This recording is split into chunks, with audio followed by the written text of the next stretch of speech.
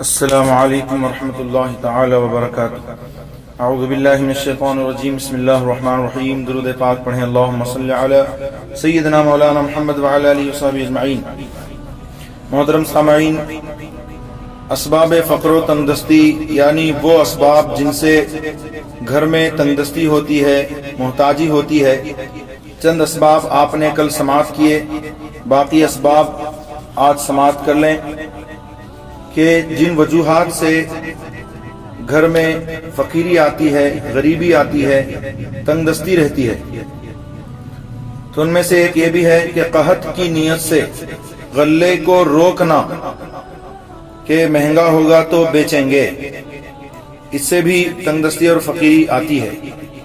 قمار بازی یعنی جوا کھیلنا یا گانے بجانے کے آلات وغیرہ گھر میں رکھنا، میوزک بجانا، آج کل مسلمانوں کے گھروں میں یہ بہت عام ہے اور ہر گھر سے معاذ اللہ میوزک کی آواز آتی ہوئی سنائی دیتی ہے۔ تو مسلمانوں کو اس سے بچنا، پرہیز کرنا ضروری ہے، کیونکہ اس سے گھر میں نحوست پیدا ہوتی ہے اور گھر بے برکتی کا شکار رہتا ہے۔ حدیث شریف میں ہے، جس گھر میں شراب اور سارنگی ستار یعنی تمبورا، جس کو ڈھول باجا آپ کہہ لیجئے، یا گانے باجے کے آلات جس گھر میں ہوں گے، اس گھر کے آدمیوں کی دعا قبول نہ ہوگی، اللہ اکبر، اور نہ اس گھر میں رحمت کے فرشتوں کا نزول ہوگا۔ تو پھر یہ شکایت کرنا ہمارے گھر میں برکت نہیں ہے، رحمت نہیں ہے، الفت نہیں ہے، میاں بیوی میں ہمیشہ جھگڑے رہتے ہیں، بچے نافرمان ہیں، وغیرہ وغیرہ۔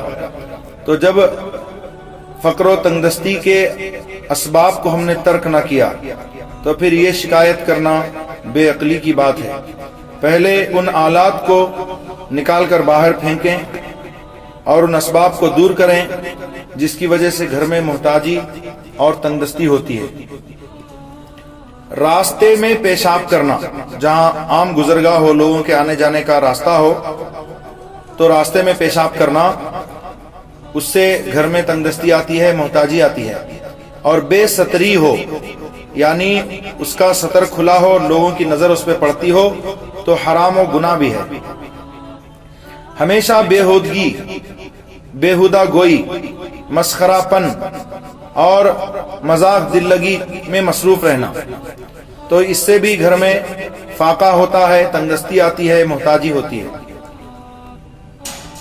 کبھی کبھی تفریح تباہ کے لیے ایسی بات کرنا کہ جس سے حاضرین کو ہنسی آئے اور وہ بات حقیقت پر مبنی ہو، تو اس میں کوئی مذائقہ نہیں ہے، لیکن ہمیشہ دل لگی میں مشغول رہنا، مذاق میں، مسخرے پن میں، بیہودہ گوئی میں، یہ ان اسباب میں سے ایک سبب ہے جس سے گھر میں تنگدستی پیدا ہوتی ہے۔ ننگے سر کھانا کھانا، اس کو تو لوگ آج فیشن سمجھنے لگے ہیں۔ یہ یہود و نصارہ کی تقلید ہے اور آقا کریم صلی اللہ علیہ وسلم کی سنت کے خلاف ہے۔ اس سے بھی گھر میں بے برکتی ہوتی ہے، تنگدستی آتی ہے، محتاجی آتی ہے۔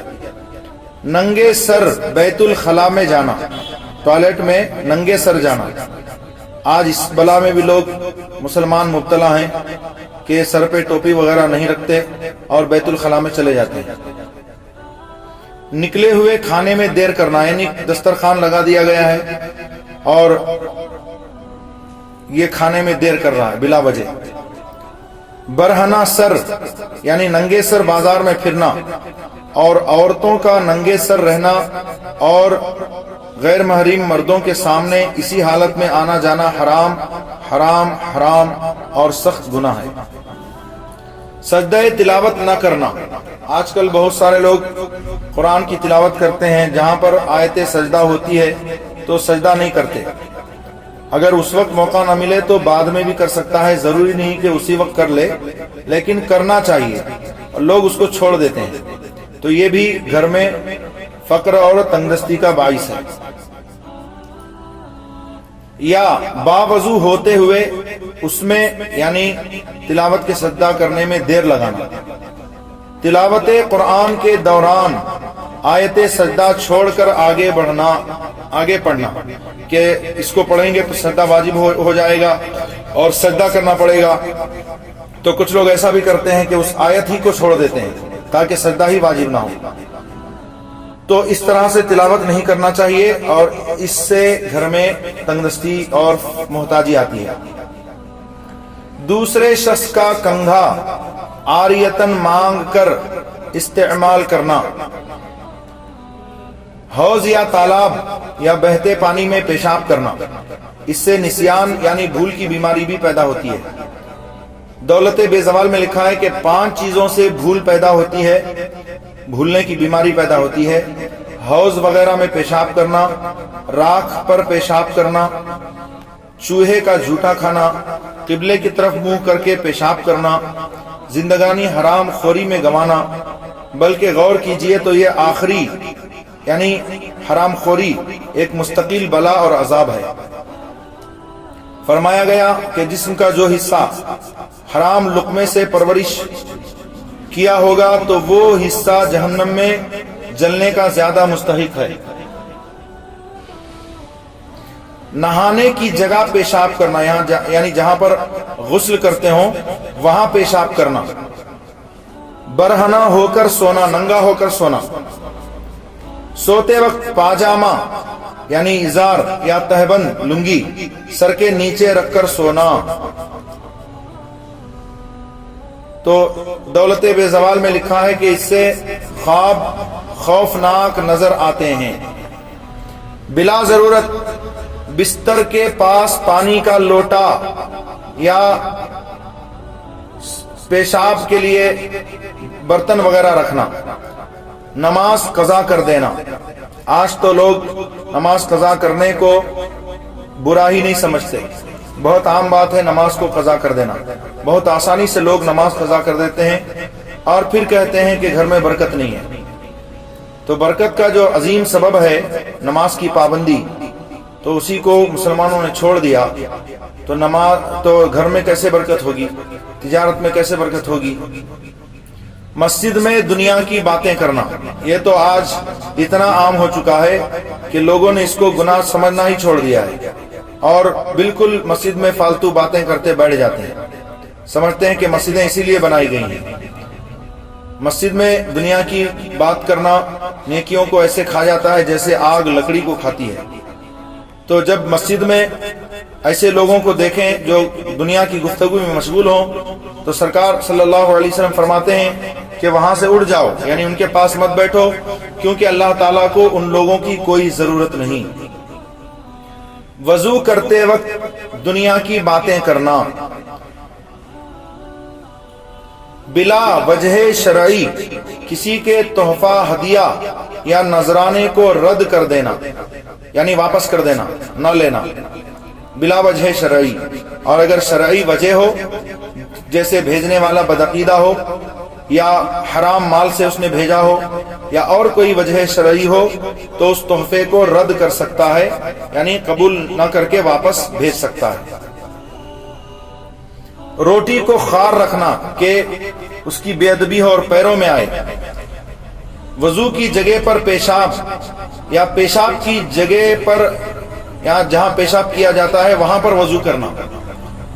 दरवाजे पर बैठकर कुछ खाना पीना, यह खिलाफ अदब भी है और काबिल नफरत भी, और इससे घर में तंगदस्ती भी आती है। उस्ताद की अजमत व तौकीर में कमी करना, ना कि माज़अल्लाह उसकी तौहीन। तौहीन तो किसी सूरत में आलिम की, उस्ताद की जायज नहीं है। मट्टी या चीनी के टूटे हुए बर्तन इस्तेमाल करना, खा उससे पानी पिए तो वो भी इस्तेमाल में शामिल है। टूटे हुए कलम से लिखना, कलम का तराशा यानी पेंसिल छीलते हैं तो उसका जो तराशा होता है इधर उधर डाल देना कि पैरों में आए। मेहमान को हिकारत से देखना और उसके आने से नाखुश होना, इससे भी घर में तंगदस्ती होती है। बैतुल खला में बातें करना या वहां किसी दीनी बात में गौर व फिक्र करना, तो बैतुल खला में जाकर बात नहीं करना चाहिए और खास तौर से किसी दीनी बात में वहां गौर नहीं करना चाहिए। بغیر بلائے دعوت میں چلے جانا، چارپائی یعنی پلنگ پر دسترخوان وغیرہ رکھے بغیر کھانا کھانا، چارپائی پر یعنی پلنگ پر خود سرہانے بیٹھنا اور کھانا پائنتی رکھنا، دانتوں سے روٹی کترنا، دانتوں کو بلا وجہ کپڑے سے ملنا جیسے مسواک کرتے ہیں، ناحق کسی کو تکلیف پہنچانا اگرچہ جانور کو، اور اپنی بات پر اڑ جانا اور کسی کام میں ضد کرنا۔ یہاں پر ایسا نہیں ہے کہ دینی بات ہو اور اس پر وہ اڑ جائے جو سچی بات ہے تو اس سے گھر میں بے برکتی پیدا ہوگی، بلکہ جو فالتو کے باتیں ہوتے ہیں اس میں لوگ اڑ جاتے ہیں، ضد پر اتر آتے ہیں، تو ان باتوں سے گھر میں تنگ دستی ہوتی ہے۔ جس برتن میں کھانا کھایا ہے اسی میں ہاتھ دھونا، یہ بھی آج کل لوگ فیشن سمجھتے ہیں، کھائے ہوئے برتن میں ہاتھ دھونا، یہ بھی تنگ دستی کا باعث ہے۔ قرآن شریف گھر میں موجود ہوتے ہوئے نہ پڑھنا، آج تو لوگ صرف طاق میں قرآن کو سجا کر رکھتے ہیں اور کبھی قرآن شریف کو کھول کر پڑھنے کی توفیق نہیں ہوتی، اس سے بھی گھر میں تنگ دستی آتی ہے۔ ماں باپ، استاذ، مرشد کی مرضی کے خلاف کام کرنا، دروازے کی دہلیز پر تکیہ لگانا یا سر رکھ کر سونا، سبز درخت یعنی ہرا درخت کاٹ کر اس کی لکڑیاں فروخت کرنا، صحیح رشتہ ملنے کے باوجود جوان لڑکیوں کو نہ بیاہنا یعنی شادی نہیں کرنا بلکہ گھر میں بیٹھا کے رکھنا۔ صحیح رشتہ آیا مطلب سنی صحیح العقیدہ لڑکا ہے، گھر بار سب اچھا ہے، رشتے آ رہے ہیں ایسے، اس کے باوجود بھی لڑکیوں کی شادی نہ کرنا۔ اللہ تبارک و تعالی اپنے حبیب علیہ الصلوۃ والتسلیم صدقے ہم سب کو ان اسباب سے بچائے کہ جن سے گھر میں تنگ دستی اور محتاجی آتی ہے۔ استغفر اللہ ربی من کل ذنب واتوب الیہ، لا الہ الا اللہ محمد رسول اللہ صلی اللہ علیہ وآلہ وسلم۔